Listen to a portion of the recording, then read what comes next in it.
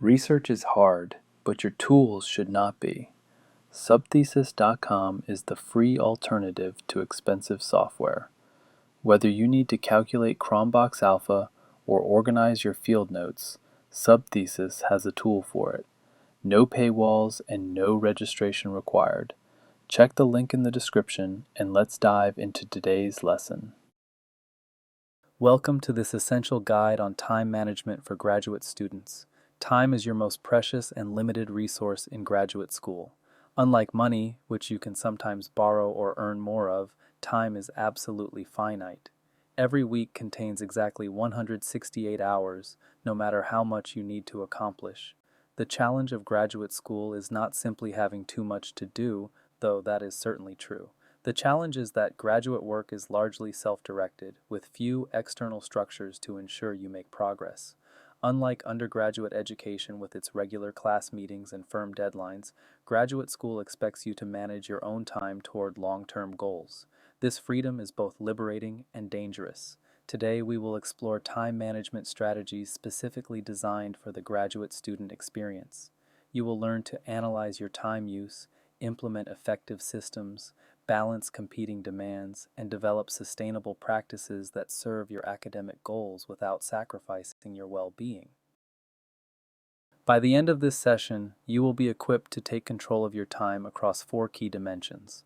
First, you will analyze the unique time management challenges facing graduate students, understanding why strategies that worked as an undergraduate may no longer suffice, and what makes graduate time management distinctively difficult.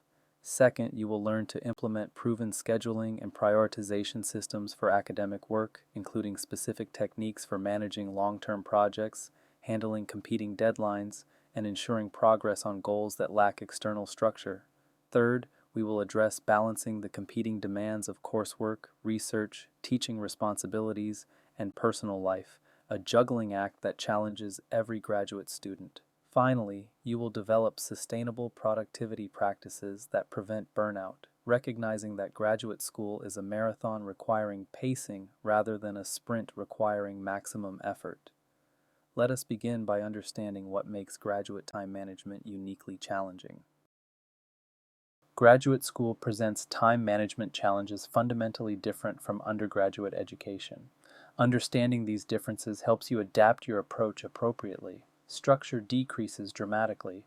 As an undergraduate, your week was organized around class meetings, assignments with specific due dates, and exams at predictable intervals. Graduate school has some of this structure, but much of your work is self-directed. No one tells you when to work on your dissertation proposal. No one assigns you 3 hours of reading tonight. You must create your own structure or watch time disappear. Project timelines lengthen significantly. Undergraduate assignments typically span days or weeks. Graduate projects, especially research and dissertations, span months or years. Long timelines require different planning approaches and make it easy to defer work because the deadline seems far away. Multiple roles compete for your attention. You are simultaneously a student taking classes, a researcher developing your own projects, possibly a teaching assistant with responsibilities to undergraduates, and perhaps also working outside the university. Each role has legitimate demands, and integrating them requires explicit attention. Endpoints become ambiguous in graduate work. An undergraduate essay was done when you submitted it. A graduate paper or dissertation chapter is never really done. It can always be improved. Learning when good enough is actually good enough becomes an essential skill. Before you can manage your time better, you must understand how you currently spend it. A time audit reveals patterns that may surprise you and identifies opportunities for improvement.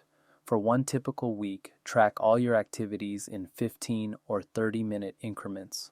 Record what you actually do, not what you planned or intended. Include everything: classes, studying, research, teaching duties, eating, sleeping, socializing, exercise, scrolling social media, watching videos.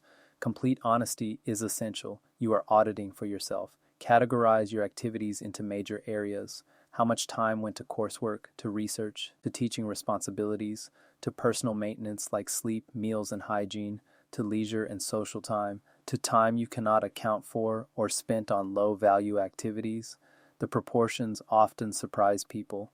Identify patterns in your productivity. When during the day do you do your best thinking? When do you tend to waste time? Are there days that consistently go well or poorly? Understanding your patterns helps you schedule important work during your most productive periods. Find where time disappears. Most people discover significant time spent on activities they do not value, often involving phones or internet browsing. These gaps represent opportunities. You may not want to eliminate all leisure time, but becoming conscious of how you spend discretionary hours enables deliberate choices. The Eisenhower Matrix, named after President Dwight Eisenhower, provides a powerful framework for prioritizing tasks. By distinguishing importance from urgency, you can allocate time more effectively.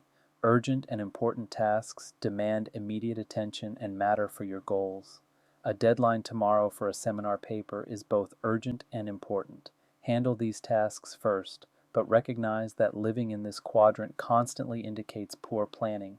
Important but not urgent tasks matter for your long-term success, but lack pressing deadlines. Dissertation research, building professional relationships, learning new skills, and maintaining your health fall here. This quadrant is crucial but easy to neglect because nothing forces immediate action. Deliberate scheduling is essential. Urgent but not important tasks demand attention, but do not advance your goals. Many emails, some meetings, and various requests from others fall here. These tasks can consume enormous time if you let them. Minimize, delegate where possible, or batch them into limited time blocks. Tasks that are neither urgent nor important should be eliminated ruthlessly. Social media browsing, many internet rabbit holes, and activities you do from habit rather than value belong here. Be honest about what serves your goals and what merely fills time. Protect your limited hours for what actually matters. Time blocking is one of the most effective scheduling strategies for graduate students. Instead of maintaining an endless to-do list and hoping to find time for everything, you assign specific time blocks to different types of work. Start by scheduling your most important work first. For most graduate students, this means research and writing. Decide when you will work on your dissertation, your research project, or your paper, and block that time on your calendar. Treat these blocks as unmovable appointments. If someone asks to meet during your research time, you are not available. Protect this time fiercely. Batch similar tasks together to minimize context switching. Designate specific times for checking and responding to email rather than letting messages interrupt throughout the day. Schedule all your meetings on the same days if possible, leaving other days free for deep work. Group administrative tasks into a single block rather than scattering them across the week. Include buffer time because plans never work perfectly. Meetings run long, tasks take longer than expected, unexpected issues arise. If every minute is scheduled, any deviation cascades into chaos. Build flexibility into your schedule so you can absorb surprises without abandoning your entire plan. Review and adjust your time blocking weekly. What worked well? What needs to change? Your schedule should evolve as your responsibilities and understanding of your own productivity patterns develop. Long-term projects like dissertations, comprehensive exams, and multi-year research studies require specific management approaches. Without structure, these projects drift indefinitely while you focus on more immediate demands. Work backward from your ultimate deadline or target date. If you want to defend your dissertation in May, when must you have a complete draft? When must each chapter be drafted? When must your data collection be complete? When must your proposal be approved? Map out these intermediate dates to understand when work must happen. Create meaningful intermediate milestones that provide accountability. A dissertation chapter is too large a unit for effective management. Break it into sections. Set goals like complete literature review for Chapter 2 by October 15th. These intermediate milestones create urgency before the final deadline looms. Schedule regular progress check-ins with yourself, your advisor, or an accountability partner. Weekly or bi-weekly reviews help you catch when you are falling behind before the gap becomes insurmountable. These check-ins also celebrate progress, which maintains motivation during long projects. Build contingency time into your plan. Everything takes longer than expected. Reviews return with more revision requests than anticipated. Life events interrupt your schedule. If your timeline has no slack, the first delay cascades into missed deadlines. Build buffer into your milestones so you can absorb setbacks while still meeting your ultimate target. The Pomodoro technique, developed by Francesco Cirillo, provides structure for focused work sessions. This simple method helps many graduate students maintain concentration and make consistent progress. The basic technique involves 25 minutes of focused work, followed by a 5-minute break. During the work period, you focus completely on a single task with no interruptions. No email checking, no phone glancing, no quick conversations. The timer creates both urgency and a finite endpoint that makes focus easier. The 5-minute break provides genuine rest. Stand up, stretch, get water, look away from your screen. This brief recovery prepares you for the next focus session.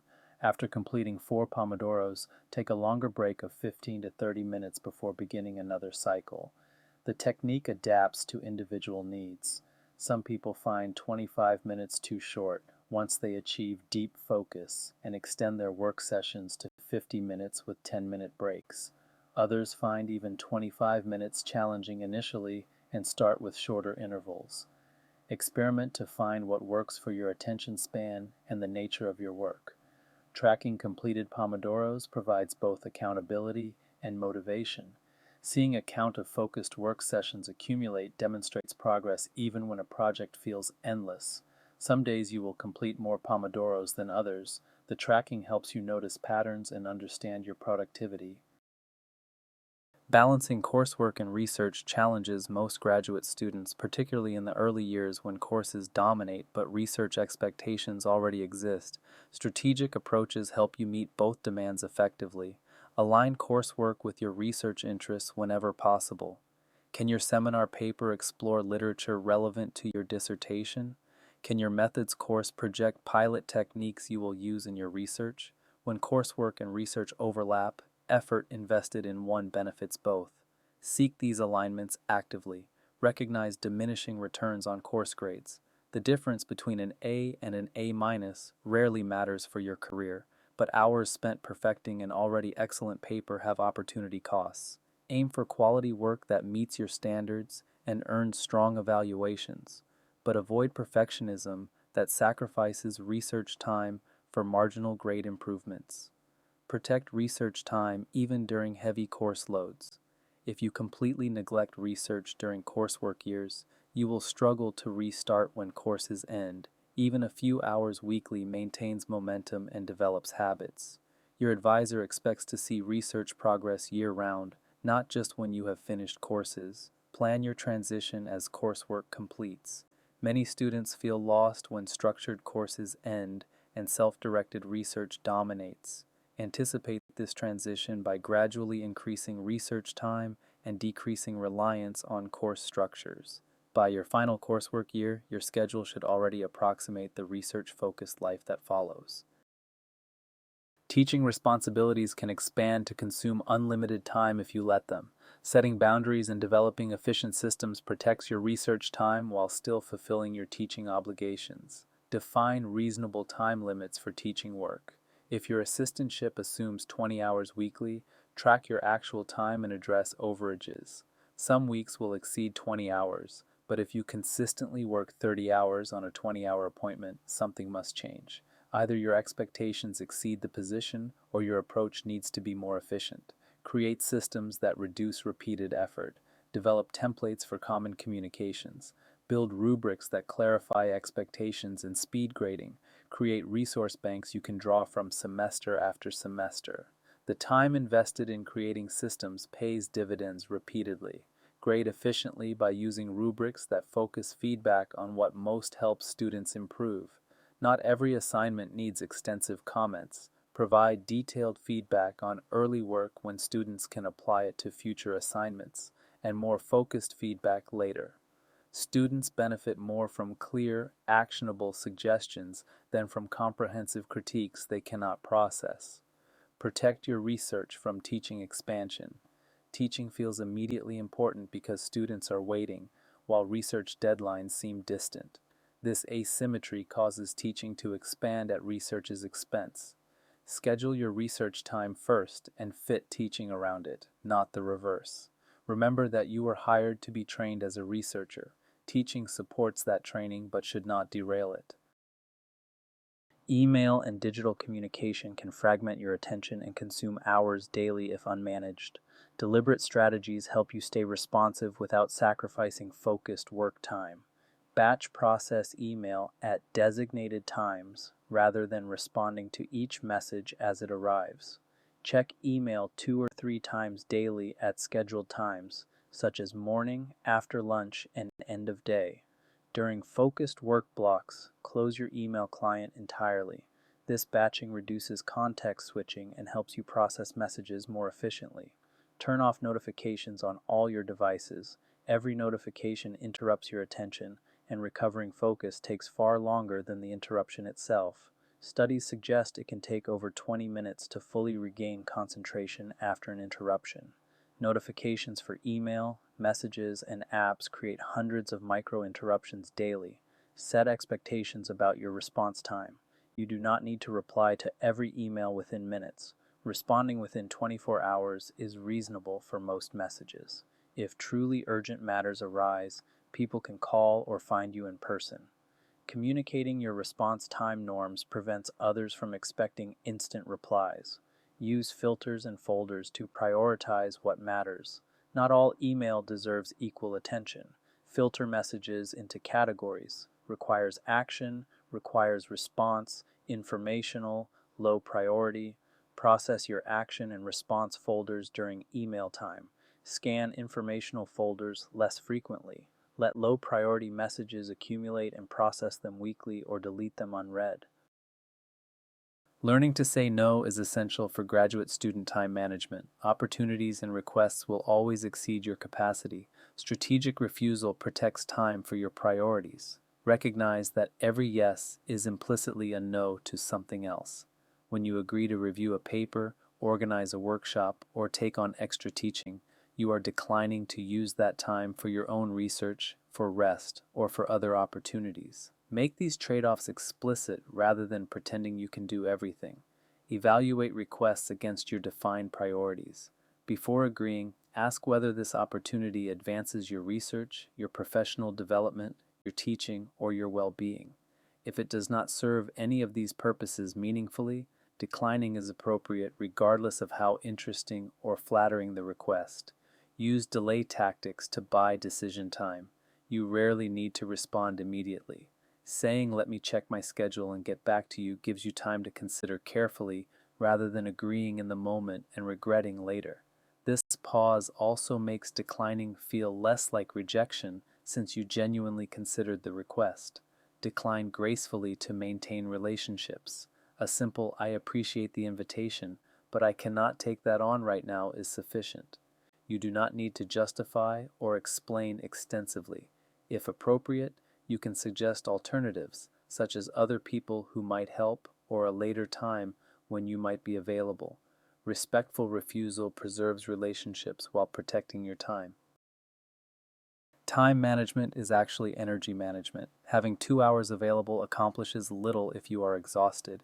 Understanding and working with your energy patterns multiplies your effectiveness. Most people have predictable energy patterns throughout the day. Some are morning people with peak alertness early that fades through the day.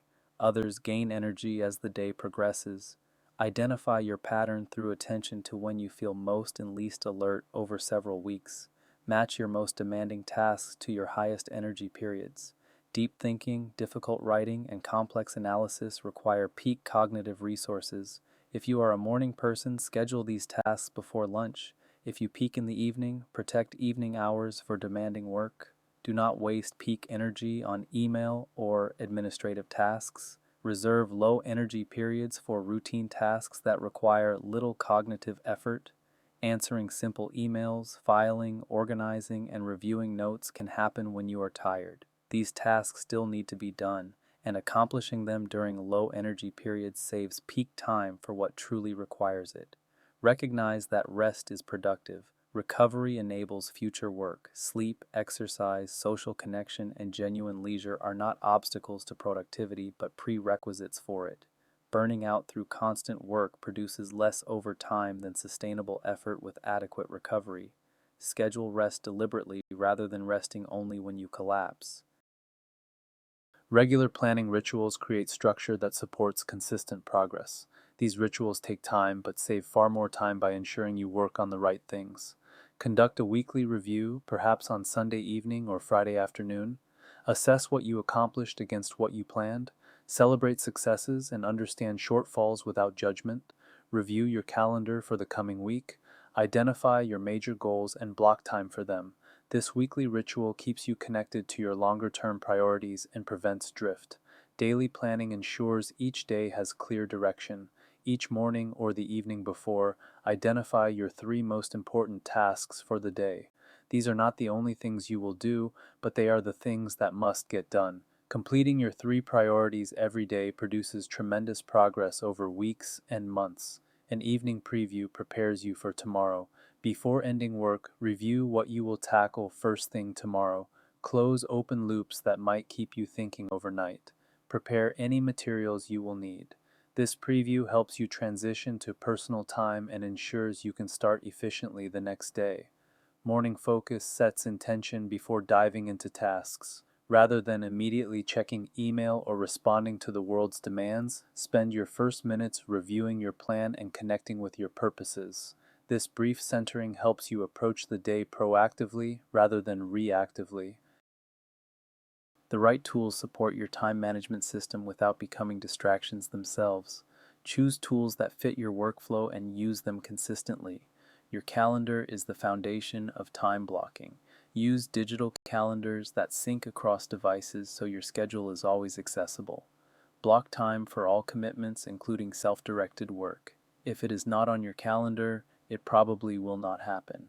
Color coding different activity types helps you see balance at a glance. A task manager captures and organizes your to-dos so they do not consume mental space.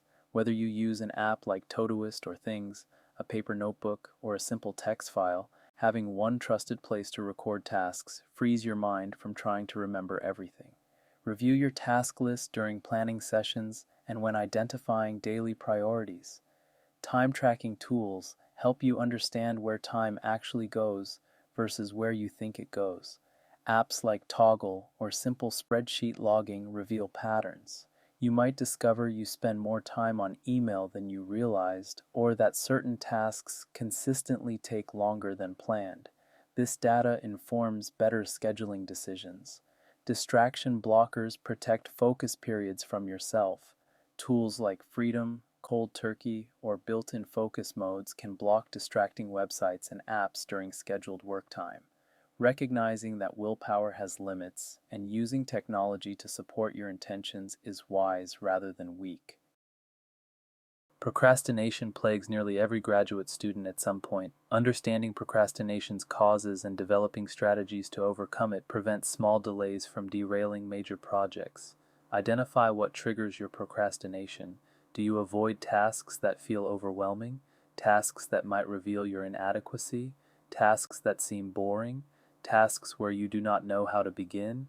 Different triggers require different interventions. Pay attention to what you are avoiding and what feelings precede the avoidance. Start small when resistance is high. Commit to just 2 minutes of work on the avoided task. Often starting is the hardest part. Once engaged, you may continue. If after 2 minutes you still want to stop, you can, but usually momentum carries you forward. This technique works because it makes the commitment small enough to overcome resistance. Remove friction from starting. If beginning a task requires finding files, setting up your workspace, and gathering materials, you are more likely to procrastinate. Prepare everything in advance so starting requires only sitting down and beginning. The fewer obstacles between you and productive work, the more likely you are to begin. Address underlying causes when procrastination persists. Fear of failure, perfectionism, unclear expectations, and genuinely excessive workload can all manifest as procrastination. Sometimes the solution is not better productivity techniques, but addressing the root cause through conversation with advisors, adjusting expectations, or getting support for anxiety or overwhelm. Graduate school can consume your entire life if you let it. Protecting personal time is not selfish but essential for sustainable productivity and well-being. Schedule personal time with the same intentionality as work time. Block time for exercise, meals with friends, hobbies, and rest. These blocks are appointments you keep with yourself. When work pressure increases, the temptation is to sacrifice personal time. Resist this temptation. Personal time is not what you do after work is finished, because work is never finished in graduate school. Maintain relationships outside academia. Your partner, family, and non-academic friends provide perspective, support, and connection to life beyond your narrow field. These relationships require time and attention. Schedule regular time with important people. Nurture your support system before you desperately need it. Physical health directly affects cognitive performance. Regular exercise improves focus, reduces anxiety, and supports the sustained effort graduate school requires. Adequate sleep, often 7 to 9 hours, is essential for learning and creativity. Proper nutrition fuels your brain. Treating your body well is not indulgent but strategic. Mental health deserves explicit attention. Graduate school has high rates of anxiety and depression. Take breaks without guilt. Maintain hobbies that provide joy and restoration. Seek therapy or counseling if you struggle. University health services often provide mental health support, and many issues improve dramatically with professional help. Your mental health is as important as your academic progress. Longer-term planning at the semester and academic year level helps you anticipate demands and allocate efforts strategically. This big-picture view prevents surprises and ensures progress toward major goals. Map fixed commitments at the start of each semester. When are your classes? When are major assignments due? When are conferences, comprehensive exams, or other milestone events? Seeing the entire semester at once reveals how demands cluster and where you have flexibility. Identify crunch periods in advance. Most semesters have intense periods when multiple deadlines converge, often around midterms and finals, conference submission deadlines, or end-of-semester projects. Knowing these periods are coming allows you to prepare, reduce other commitments during crunch times, complete what you can before the intensity hits, plan recovery after intensive periods. After a major deadline or especially demanding stretch, you need recovery time. If you immediately launch into the next intensive project, you accumulate fatigue that eventually forces a breakdown. Build brief recovery periods into your semester plan. A few days of reduced demands after finishing a major project is not laziness but strategic restoration. Build toward annual milestones that mark progress in your program. Each year should advance you toward your degree through completed courses, passed exams, approved proposals, or defended dissertations. At the academic year level, ask what you must accomplish this year and plan backward to ensure you achieve it. Despite your best planning, things will go wrong. Illness, family emergencies, unexpected setbacks, and simple miscalculation will disrupt even excellent plans. How you respond to plan failures matters more than avoiding them entirely. Accept that all plans fail sometimes. This is not personal failure but reality. If your plans never failed, they were not ambitious enough. The goal is not perfect execution, but resilient progress. Beating yourself up over plan failures wastes energy and damages motivation. Assess what happened without judgment. Did you underestimate the time required? Did unexpected demands arise? Did you procrastinate? Did your priorities shift? Understanding why a plan failed helps you make better plans. Even if the cause was within your control, harsh self-criticism is less useful than curious analysis. Adjust the plan, not the goal. When you fall behind, update your timeline while maintaining your ultimate objective. Maybe your dissertation defense moves from May to August. Maybe your article submission shifts by a semester. Goals can be delayed without being abandoned. Flexibility in planning combined with persistence in purpose leads to success. Seek help when you need it. Talk to your advisor when you are struggling with progress. Use your support system when life events disrupt your plans. Access counseling services when stress or anxiety become overwhelming. Asking for help is not weakness, it is good strategy. Everyone who completes a graduate degree received help along the way. Let us consolidate the essential lessons from today's exploration of time management for graduate students. First, audit your time to understand your current patterns. You cannot manage what you do not measure. Track how you actually spend your time, identify productivity patterns, and find where time disappears. This baseline understanding is essential for improvement. Second, implement time blocking to ensure important work happens. Schedule your research, writing, and other priorities on your calendar. Protect these blocks as you would any appointment. What gets scheduled gets done. What remains unscheduled often does not. Third, protect both research time and personal time. Research can always be deferred for more immediate demands, but consistent protection leads to progress. Personal time sustains the well-being that makes productivity possible. Schedule both deliberately rather than hoping to find time for either. Finally, build sustainable practices rather than maximizing effort. Graduate school is a multi-year endeavor. Sprint pace effort leads to burnout. Consistent, moderate effort with adequate recovery produces more over time than alternating intense work and collapse. Pace yourself for the marathon, not the sprint. Effective time management transforms graduate school from overwhelming to manageable. The strategies we discussed today require practice and adjustment to your circumstances, but they work. Start with 1 or 2 techniques, implement them consistently, and build from there. Writing the thesis is a marathon, not a sprint, but you do not have to run it alone. If you are feeling stuck with your data or overwhelmed by your sources, let us help. Head over to subthesis.com. It is completely free and designed to make your life easier. You are making progress. Keep going. And don't forget to subscribe for more support.